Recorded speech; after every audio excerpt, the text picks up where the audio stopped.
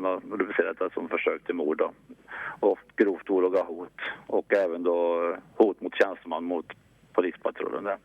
Det var på en fest i Kristinehamn som det hela urartade, där en grupp personer hade samlats i en bostad för att bland annat dricka alkohol.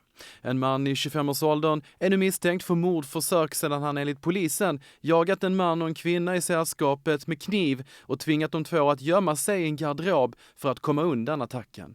25-åringen försökte sedan hugga sig igenom dörren med kniven. Han har en kniv i handen när han blir tillsagd av en polisman att släppa kniven, och då gör han det och springer sedan, men blir fattbrungen av polispatrullen som griper honom då.